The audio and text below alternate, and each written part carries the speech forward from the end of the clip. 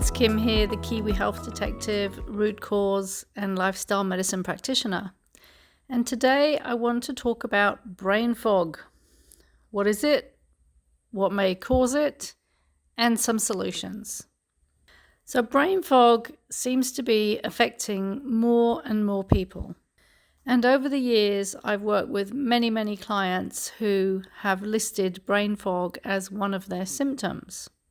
So I looked up just now on AI, just Googled, and it came up with an AI explanation of brain fog.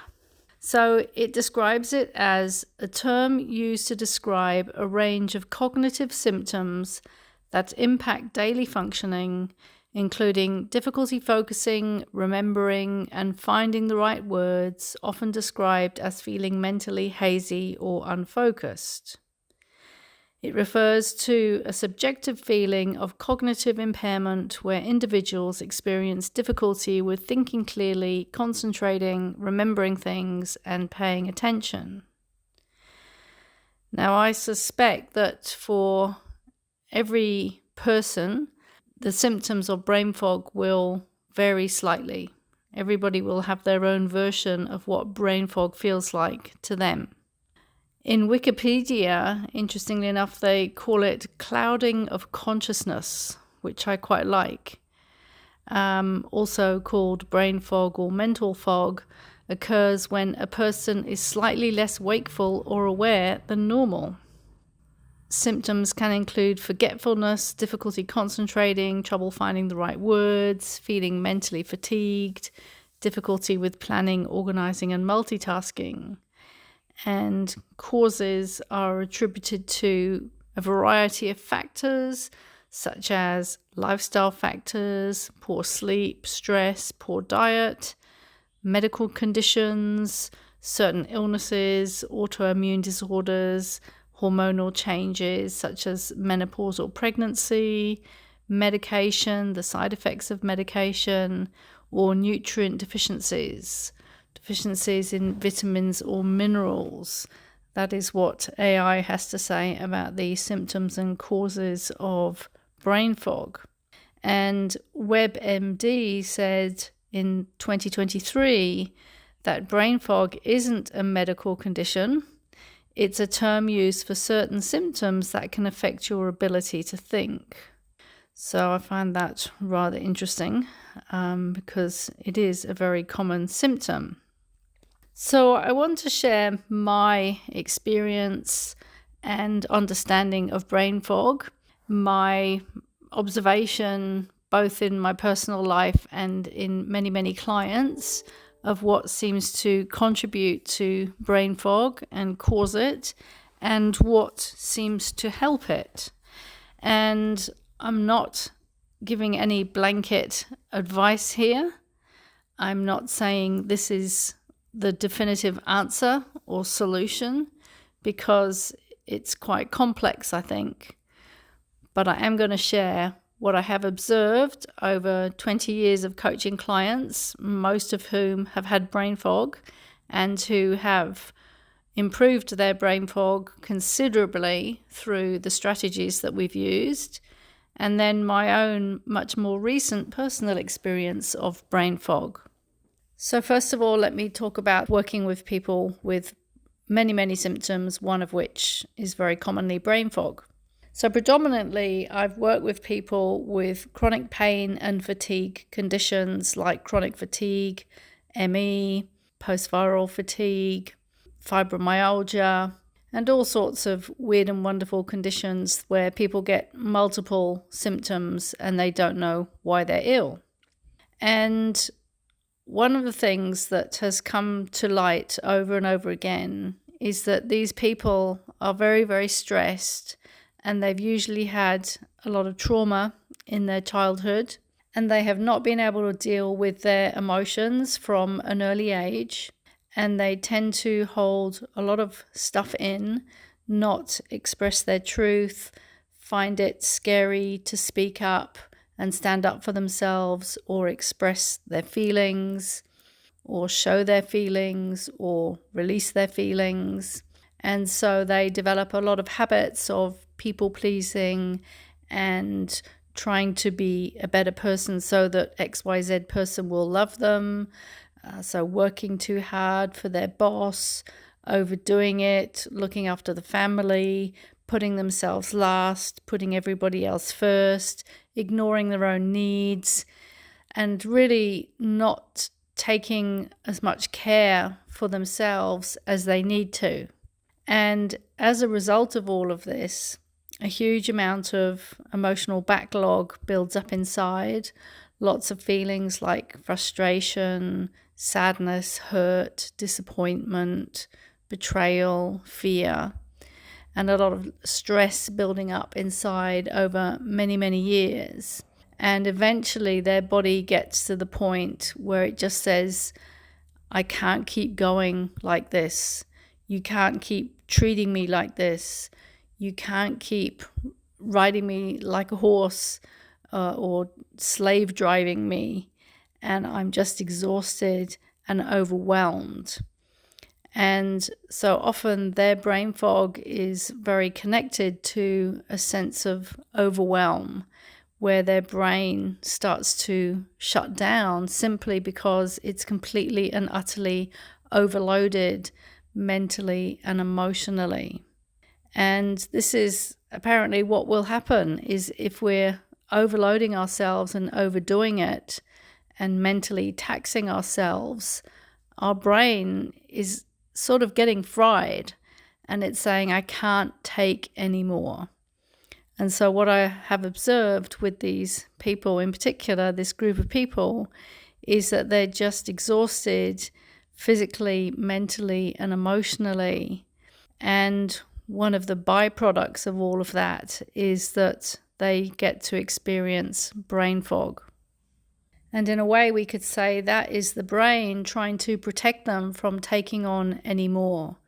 It's just putting up a barrier and saying, that's it, that's the limit. And so as we work together and they reduce the stress in their lives, both externally in terms of what is going on in their environment, in their work, in their family, in their home environment, along with internal stress habits, because we can have ways of thinking and feeling which create a lot of stress, which actually don't have much to do with the external environment, but they're just internal habits.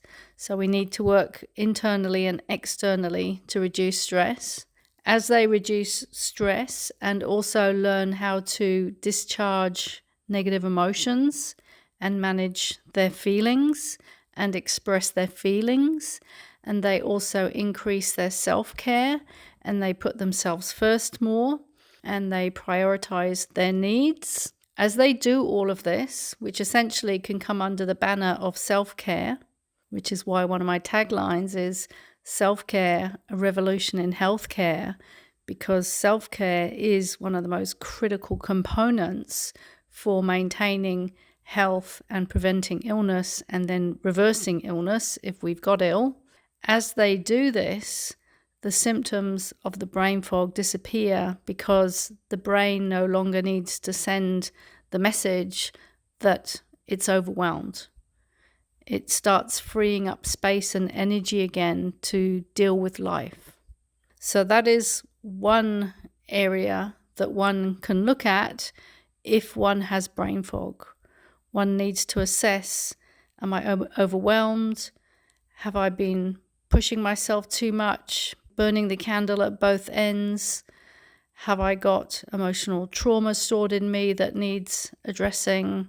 What is it that I need to do to take better care of myself, and what emotional healing do I need to do for myself, and where do I need to reduce stress in my life? These are all really, really important components. But there's another really important component which I think is greatly missed a lot of the time, and I only really came across this because of my own personal experience. So for years and years and years of working with people with these chronic complex health conditions, brain fog being one of the symptoms, I had personally never experienced brain fog. I had experienced many of the other symptoms that clients had told me they had, the fatigue, the pain, all sorts of symptoms, but I had not experienced the brain fog. And a couple of years ago, I started to feel differently in my brain. And I think very clearly it was connected with going through menopause and hormonal changes that were going on during that time. So that is another cause that one needs to question. For example, are there hormonal changes going on inside of me that could be contributing to this brain fog, such as going through menopause or maybe having a baby, and as they call it, baby brain. I also heard it described as cotton wool brain, which seems to be quite a good description. But apart from the fact that, yes, there were hormonal changes going on for me as I was going through menopause, I came to realize that it was more than that. And there were various factors which were overlapping, which is why it's never always a simple answer or solution. But for me, what became clear was what is called gut dysbiosis. And that is when the microbiome of the gut is not in balance and when there can be gut permeability in the gut, which means that stuff that should be staying within the gut is actually leaking through the gut, also called leaky gut syndrome, and circulating in the blood. And we have what is called the blood-brain barrier. And if these elements are getting through the blood-brain barrier, then that can affect the clarity of our thought and how our brain operates. And so one has to learn, okay, well, which foods are exacerbating this? Which foods make this worse? And for sure, what I discovered for myself was that the number one culprit, and I'd say there were two main culprits and many other sub-culprits, but the main culprit was processed sugar. Now, I don't eat and haven't for many years eaten a lot of processed sugar, but even just some processed sugar was enough to make a difference. And we can eat processed sugar in all sorts of ways. It could literally be the sugar that is in something that you eat, whether it's a cake or bread or a pasta or whatever it is, because sugar is put in so many things these days. Or it could be in a fruit juice, or it could be in alcohol. Sugar is hidden in many different places, and there can be your stock standard processed sugar, or it could be these hideous ultra-processed sugars like dextrose and maltodextrin and fructose that they use in processed foods. One has to be so careful to notice where sugar is hiding, and basically it's hiding almost everywhere except in your original fruit and veggies. But we also have to be careful with fruit, for example, because even natural sugar in fruit can be too much sugar. So I was noticing that if I ate any sort of sugar, I would wake up with what I called a sugar hangover. That's what I started to call it. I would be fine on the day of actually eating it, but the next morning I would wake up and feel very, very groggy. And I started to call it a sugar hangover. So have you ever experienced, or do you experience sugar hangovers? So for me, the first thing to stop was the processed sugar. The second thing that I noticed that made a big difference or was contributing to the brain fog was carbohydrates. So processed carbohydrates, whether it's a cracker or even a more natural carbohydrate like a potato, these were really contributing to symptoms. So I got very, very rigid with myself in cutting out processed sugars and carbohydrates because the consequences were just not worth it. The reality of not being able to think straight and think clearly was so severely impacting my life that it just wasn't worth eating those foods anymore. Because until you experience firsthand what it's like to have brain fog, you can't imagine how disruptive it is. I had no idea when I was speaking with my clients what they were really experiencing. And that's the thing with any type of symptom. Unless you experience it firsthand, you really don't know what the other person is going through. And even though I had experienced many of the symptoms my clients tend to experience, the brain fog was a new one. But it was completely debilitating. And I would wake up in the morning and feel the brain fog immediately and not really be able to get on and do any work or be productive in any way until the brain fog had cleared. And often it didn't clear until about lunchtime. So this went on for months, and it was severely impacting my ability to get on with my life. And so I decided that I just had to do whatever it took to sort it out. And the primary factor which made the difference was the dietary change, cutting out the sugars and cutting out the carbs. Now, I'm not a naturopath, I'm not a nutritionalist, I'm not giving advice here, but maybe what I'm saying might be triggering some new ideas into what might be creating your brain fog if that is what you're experiencing. And it may give some food for thought in terms of new solutions which you may not have thought of up until this moment. And I actually need to add there's a third major contributing factor, which I should have said back when I said there were two. There were actually three. And potentially this one could be an even bigger one than the carbs. And that was or is gluten. So I hadn't been eating much gluten for some time. However, occasionally I would eat it.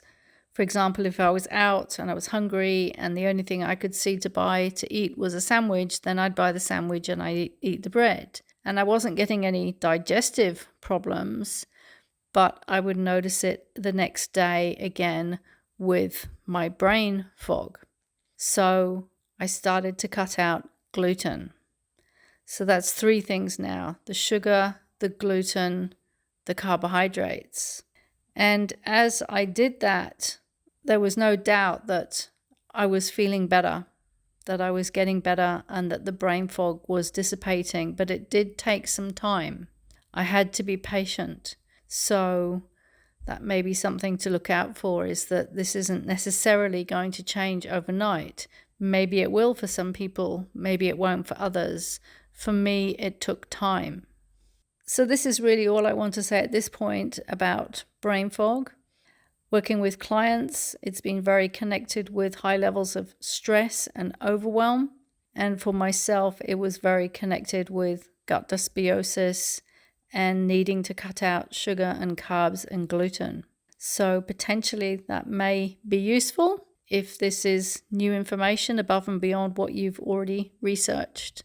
But either way, I really, really hope that you can find your solutions for brain fog, because as I discovered, there is nothing worse than not being able to think clearly and not being able to use your mind properly. It's almost worse than having physical pain. Not being able to use one's brain as one is used to doing is really, really challenging. So I wish you well on your journey of looking for solutions for brain fog. This is the Kiwi Health Detective signing off, root cause and lifestyle medicine practitioner.